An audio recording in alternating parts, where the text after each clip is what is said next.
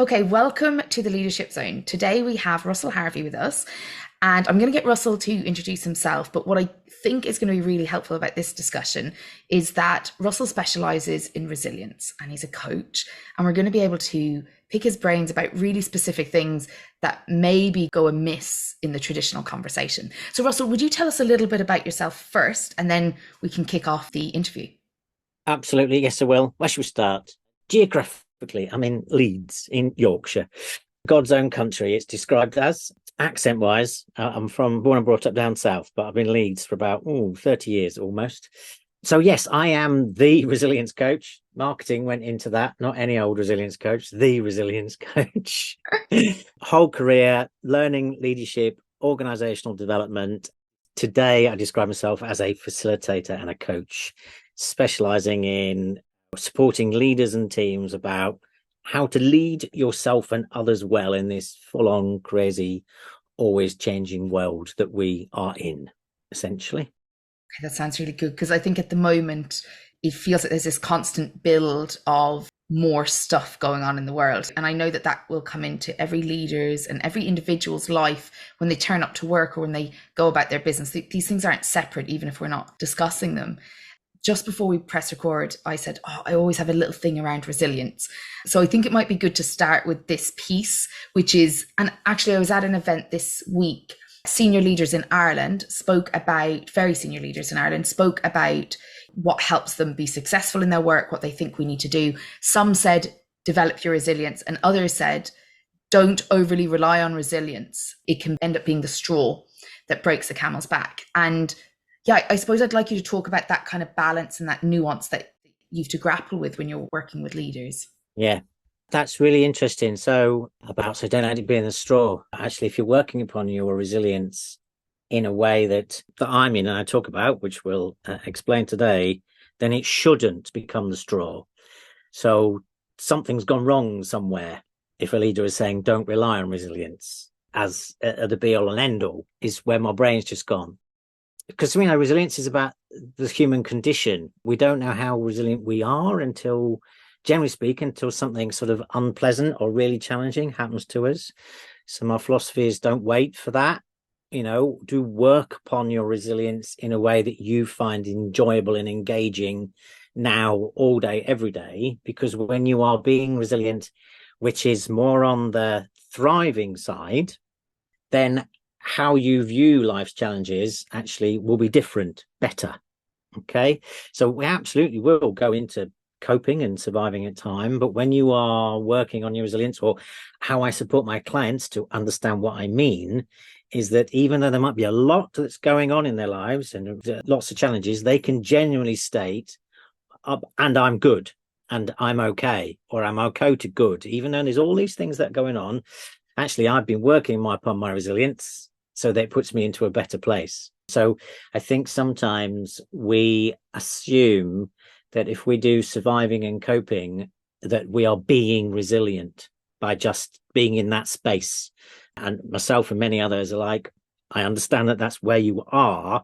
However, getting yourself into the thrive place is going to be where you're demonstrating more of the resilience that we would like people to be thinking and feeling today.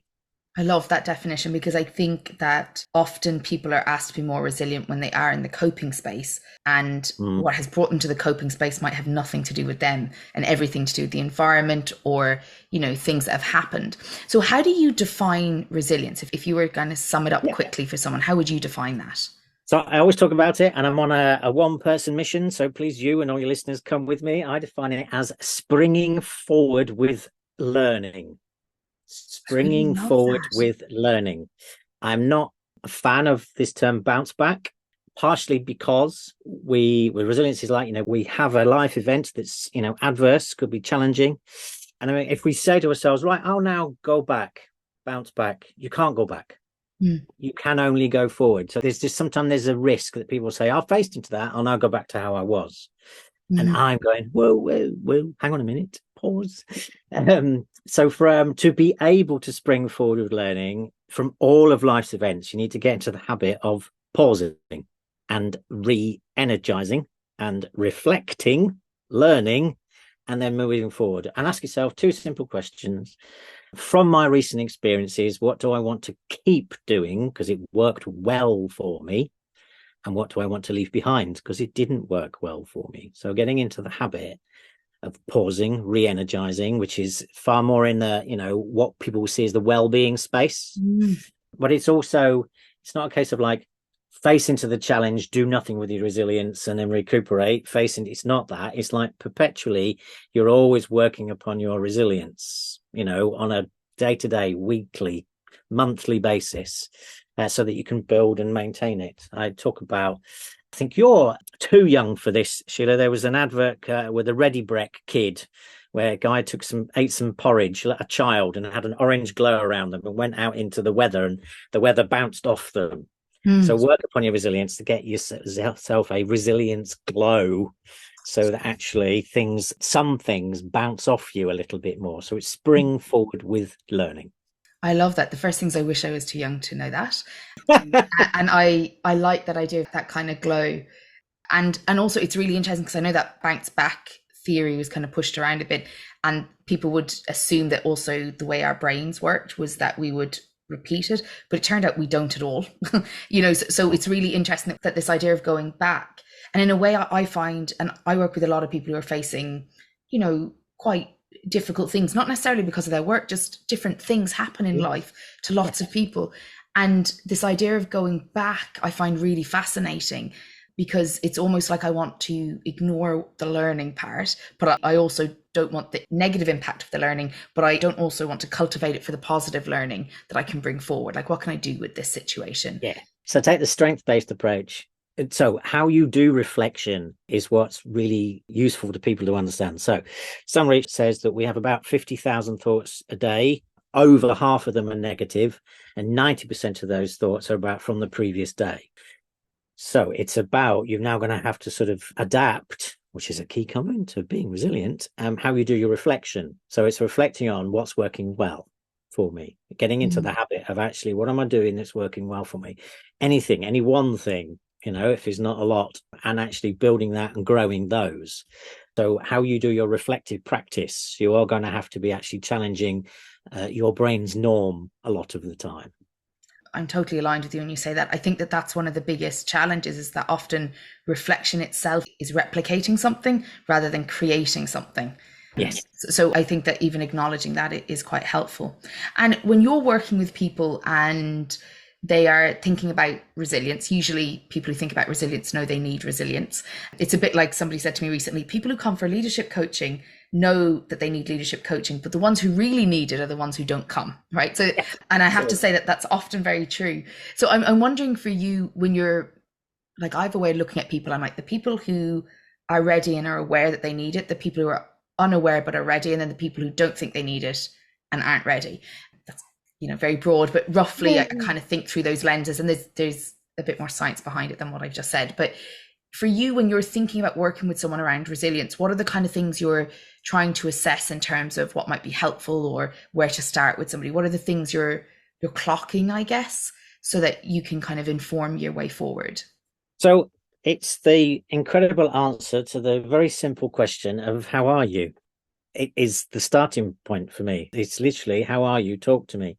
So my style, from that, how people respond to that question, it starts to give me some clues. It's a case of what's going on. How come we're having this conversation? You've turned up here today. And, it's a variation. Sometimes they've been sent, and it's actually, some people are like, you know what, I'm grateful I've been sent, and others are going, I really don't know why I'm here, and I'm not entirely sure what the point and purpose of this is. And then in those situations, you do a little bit more about trying to delve behind whether you can open them up. But sometimes you have to sort of say, look, you're not ready. Yes, you've been sent. So somebody has thought that you could do with some support. However, you're not in that space, so this conversation doesn't need to be an argument. It's a case of like, I'm here to support you with what you would like to talk about, where you would like to get to, what is working for you and what isn't. So one of the dimensions I have the resilience wheel, which is a build upon the Robertson Cooper work. So the wheel's got 7 bits to it. And one of them is meaning, which is the stories we tell ourselves, the meanings we attach to events. So when I ask people, how are you? What's going on? How's the workplace? How's life? They'll be telling me the meaning that they are Mm. attaching to events, about, their interpretation of it. And every time you answer the question, how are you? If you say, well, Sheila, the day started at 7 a.m. and then it went downhill from there, every meeting that I went to, nobody listened to me and I think I'm just a blithering idiot. And what's the point? So that might be the truth, but you've also just instilled a memory that you're an idiot and you're a poisonous waste of space.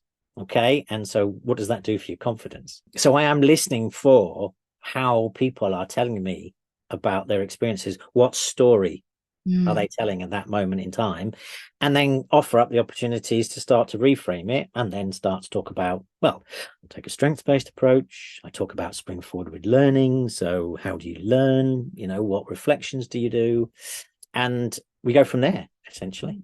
That's really interesting. So what I'm wondering about now, Russell, is why this space? Why you? What's your relationship with this topic?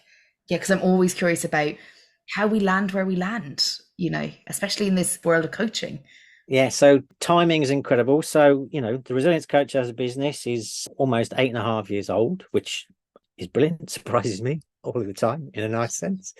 So, yeah, vast majority of my career in learning and leadership and organizational development. So I've always, I think, since I was very, very small, been just totally curious around human behavior. How come humans do the things they do and don't do the things they do? That still fascinates me, about what was behind that choice, or how come somebody said that, done that, behaved in that particular way.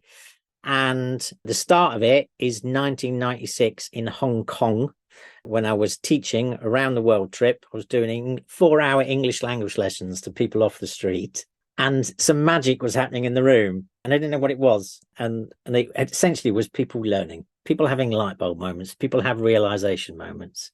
I thought, this is magic. I want to do this for a living. Came back to the UK and started out in a sales environment because I had no experience in training and no qualifications, but knew that was it. So it was literally, how do I get myself into be a trainer? Oh, it's learning development. Oh, it's coaching. Oh, it's facilitation.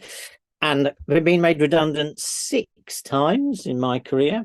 And, on the 7th time it happened, that's when the timing was right for the Resilience Coach to be born, because the organization I was working for, which was wonderful and amazing, called the Co-op Group, whilst I was there, it got itself into an extremely difficult, challenging situation as a business. And all of my clients, the internal leadership team, came to me literally with their head in their hands going, what the hell do we do? What's going on? I said, well, there's this word resilience, and there's this an acronym VUCA, which is about change is constant. I said our answers and our solutions are in there. And then when I left the Co-op and did the navel gazing of like, the timing feels right to set up by myself, it's like business name. Actually, all I've been doing is talking about resilience. I am the resilience coach. So that's how it came about. I love that. I think it's really interesting, like especially the redundancy piece, because there's a lot of talk right now about this. There's a lot of talk about economies. I'm always nervous when I hear the chatter, not of what they're chattering about, but of the impact the chatter has itself on people and their fears. And it's interesting because some people are made redundant, and I hear and I see that that's where they stop. Actually, they might find another job, but their kind of hope, their tenacity stops at that redundancy point. And then others, it was like the key they needed. And I think time is an interesting one, Russell, because I do, having worked with like thousands of leaders over the last 12 years, there are things you can do and then there's things you have to be ready for, but the timing has to meet you as well. And I think this is true in work. I think it's true in love. I think it's true in lots of things.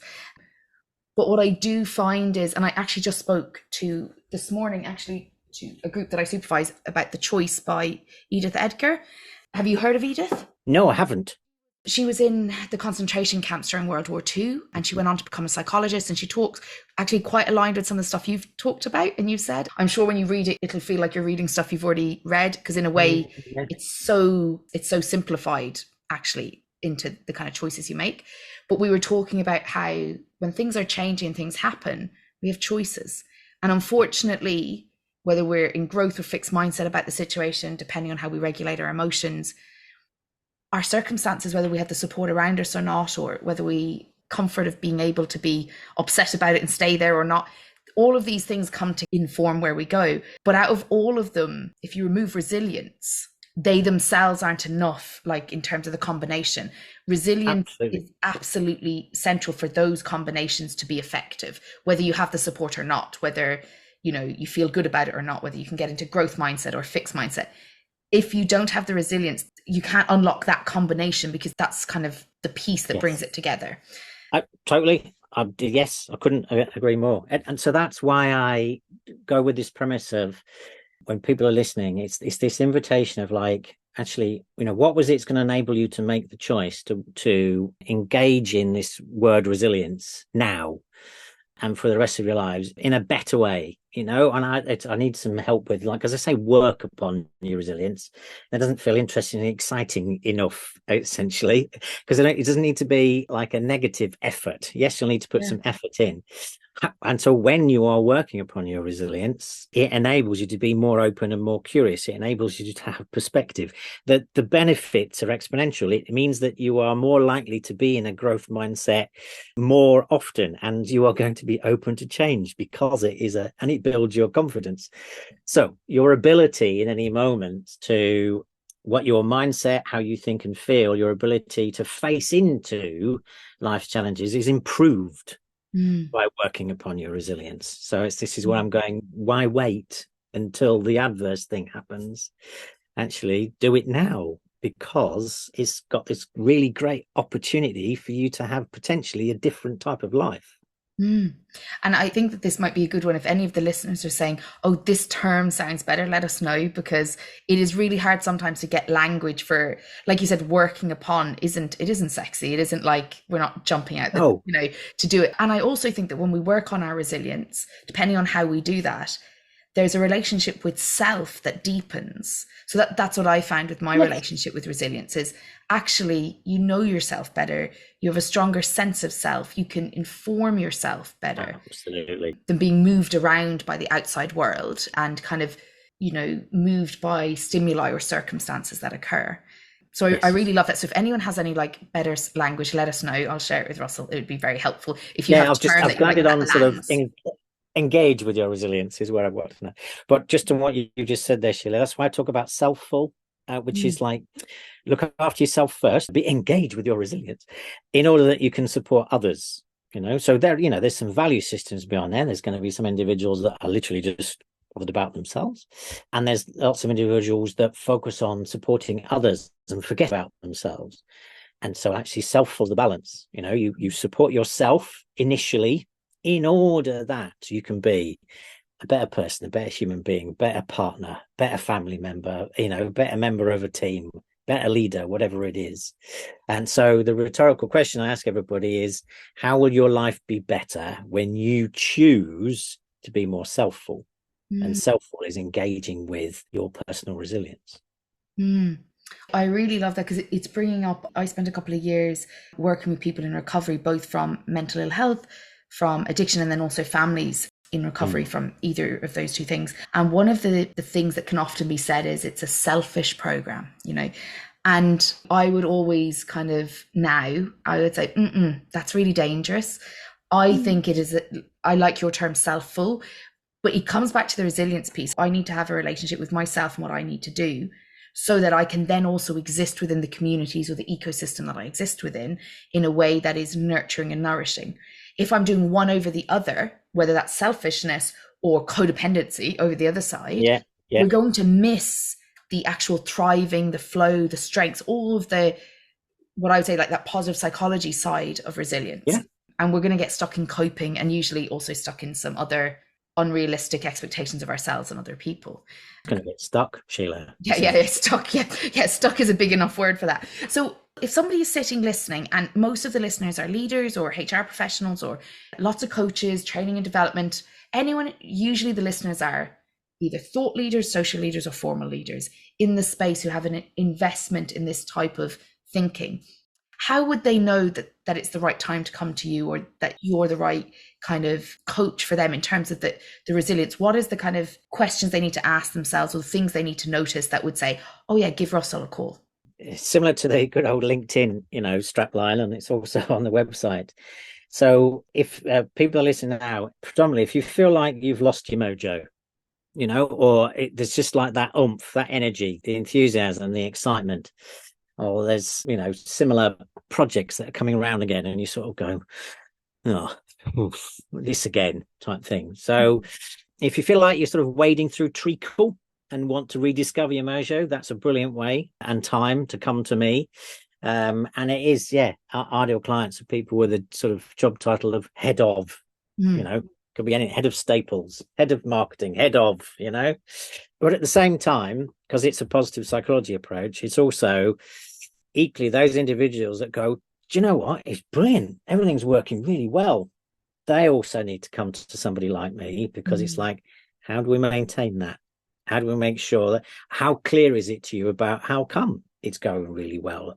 How clear are you about how come it's working? So let's build upon that and give yourself the opportunity to enable it to continue to keep working for as long as possible. That's brilliant. And I have a couple of questions, but I want to add to that, because this is one thing that comes up quite a bit in the work, and also from listeners, is often people are doing really well in one setting and they move to another, and they find that actually that is a whole other ball game, rebuilding social networks. I also think that's a perfect time, if you know you're going to make a move, work with somebody on your resilience, work with the likes of Russell to talk about what you might need to have when you enter an environment that has a different set of rules about what good looks like and how things are done. And I think that's one of the biggest gaps that I see for people, actually, is that when they go to make a move that's significant, but not realizing that they have an ecosystem they've designed here and they're about to enter one that they haven't. That takes a lot more personal resilience than remaining within an ecosystem that you've developed. Totally. And it's also, I find it myself as well, whenever we put ourselves into something new or a challenging situation, it's like come a cropper, because we have a lot of subconscious expectations about how it's going to be. And so in a perfect world, if somebody's going to go from one thing to another and it's a new job, it's excitement. It's actually sort of going, so talk to me about how you expect it's going to be, what's going to happen. And then what I found when people really get into a pickle is they weren't aware of what all of their subconscious expectations were, and then they get chipped away at, and their confidence gets knocked, and they absolutely become all at sea, completely all at sea, because all of these expectations were not being met, and they question themselves. So being able to have a conversation with a mate or a coach about, actually, I'm going into this new situation. Am I really clear with myself? Actually, what I'm assuming is going to happen, what it's going to be like, and what do I just need to watch out for? And then, regardless of any of that, one of the key dimensions of being resilient is the lovely word of adaptability, openness to change. And so in general, in terms of engaging with your personal resilience, there's some research shows that people who spend a third of their time working upon their openness to change, openness and curiosity, then they get into the thrive space. So it's just yet another reason for people to be doing more about actually doing new things, trying out new ideas, trying out new ways of doing things, even if it's like a different route to work. Appreciate people are working from home, so from bedroom to kitchen table, there's not necessarily many different routes that you can take, but just lots of small ways of actually doing a new activity, then that just keeps you more comfortable with doing things in a different way. I think that's really powerful. And before I ask you the questions, just a point on that, I've noticed that a lot of the default ways that we cope with anxiety is patterns. So it's just repeating ways of coping. And I found that people who experience high levels of anxiety, when they engage with something that's new and they introduce it, usually it's not on purpose, it's because they need to for whatever reason, it can have a really positive impact on their anxiety, because actually they have the tolerance and they can see that they have the capability to be in environments that they don't have the patterned response to, or have the kind of coping behaviors front and center.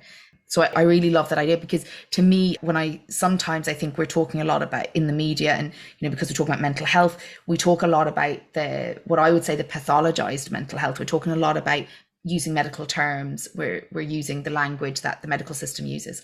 And I think that can be helpful, but what can be unhelpful is that we're not always then thinking about the fact that the likes of positive psychology was born out of the fact that that's only half the picture. The deficit approach is only half the picture. And of course, we have an increase in people feeling certain ways.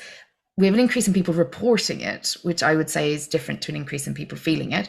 But also, the idea of resilience is that actually all of these things that we might do by default to cope might actually undermine some of the ways that we want to really feel.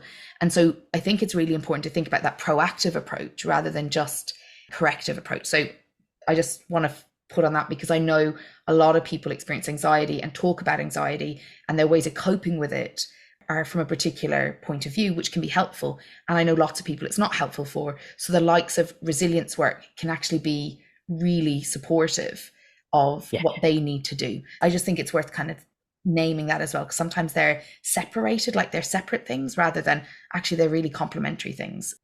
Yeah, it's about the building blocks. It's like sometimes when I've supported clients that are also seeing a counsellor. So very simplistically, people will say that. So I'm being incredibly simplistic now. Don't start throwing rocks at everything. People that are listening in, but many times people have made the comment of, when I'm certain conversations about the place I'm in, just feel as though they're staying there. They're not shifting forward. So it's about striking that balance around the building blocks. And when are you ready to shift forward into doing something else, doing something new? Is absolutely, I would concur with you on all of that, Sheila. I'm laughing at the don't throw any rocks, because it's really true. And this is true for most professions. When psychotherapy was emerging, it wasn't respected the way psychology is, and coaching is emerging. And of course, when things emerge, you will get different versions of it, and especially that it's unregulated.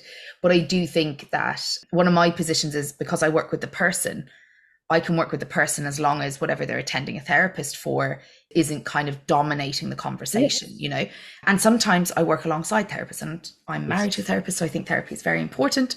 However, I also think there's a reason that coaching is becoming so popular. Some of it is avoiding the work, and I'm going to name, because I really do believe that it's avoiding the work that needs to be done in therapy. But actually, it's also because there's a big need for building skills and capabilities for the future that we want, that isn't necessarily inbuilt into our education system, or isn't inbuilt into the conversations that we have. And so I do think that we need to kind of think about that when we make decisions. So I have a couple of questions to close us off. First one, I suppose, is, do you have an example of a great leader in your own mind that you think of when I say great leader? Absolutely. So it's a client of mine, was a client of mine, James de la Vigne. He is the CEO of the Employee Ownership Association. So I might be a little bit biased because he's a client of mine. And he embodies all of those things around authenticity, doing the right thing, incredibly open to learning, highly receptive to all of the conversations that we had, absolutely doing the right things, always aiming to do the right thing, even in difficult, challenging circumstances. So, yeah, James, I'm going to have to go look him up. I will, and everyone else will now. So poor James will be like, why is everyone on my LinkedIn? Thank you. So another one is, do you have a quote that might support listeners that you kind of lean on or that you preference? Yeah, so I would go for, I don't know where this came from, but it's this idea, and when you take a strengths-based approach, at times that we have to just be good enough. Okay, so be careful of believing that you have to be brilliant at everything. A huge amount of the time, you just need to be good enough. I love that. That's from, not the quote directly, but that's based on Winnicott's theory of the good enough mother. It's one of my core theories in my work. Okay. Yeah. So I love that you're naming it. I'm like, yeah, it's a really interesting theory when you think about strengths and you think about perfectionism and you think about all these ways. And often people are like, if you're good enough, that won't be enough. And I'm like, actually, if you're good enough in the right moment, it is enough. So it's a really interesting one that does trigger some thinking. So there's just two more. So the next one is a pet peeve that you have. Is there a pet peeve that you have about your work or the workplace or leaders that you'd like to share with us? Yeah, so it's lovely that the word resilience has been talked about an awful lot more. However, when it becomes toxic, when people just turn around and say, oh, you just need to be resilient, that annoys me, essentially, because they're not getting it in that moment. And when organizations are just putting on some, well, we'll have a resilience workshop. Our people are a bit drained. We'll have an away day and we'll do a resilience workshop and then that'll be fine. And I'm more curious around, well, how come your people are drained in the first place? What is it that your organizational culture is doing that means that they're drained? Actually, you are supporting your people to be resilient by having a brilliant culture that's enabling people to thrive and play to their strengths. So how come you're not doing that literally all day, every day? What can we do to get the best out of you as an individual? Yeah, so I do a lot of, speeches around resilience. And yes, I come along and sometimes might be part of the problem of like, this is a sticking plaster. Sometimes I'm a bit provocative. So there was very nicely, it was wonderful to be invited to a load of transplant surgeons, transplant teams, and speak at their conference. But my opening line was, it's like, you've had a 2-day conference on how to get better at the thing that you're already brilliant at. And I'm here for 45 minutes on the thing that you don't know how to do. I love that. It's just like, so it's that. Essentially, you could have had a 2-day conference on actually how to build your resilience and a quick check-in on these are all the things that we're really brilliant at. Could have flipped it all the way around. So don't do resilience as a sticking plaster. Okay, is my pet peeve. Excellent. It's mine too. I'm so glad you said that. And then just one piece of advice you might leave with listeners, like if you were to point them in a direction, what would you like to leave them with? So it goes back to the question I asked, the rhetorical one. It's like, how will your life be better when you choose to be more selfful? I will just encourage people to engage in their resilience. Support yourself in order that you can become a better person, essentially. I love that. Thank you. I really appreciate that, Russell. We'll have all your details below so that people can follow up with you as well directly. Yep. And if I get any ideas about this work on your resilience piece, I'll let you know so that listeners have a chance to kind of give us a little bit of an indication. So thank you so much for joining me on the zone today. And hopefully we'll get you back to talk about this a little bit more maybe next year. That'd be great. I'd love to. Thank you so much for having me on, and hello to everybody that's listening. Thank you. Thanks, Russell.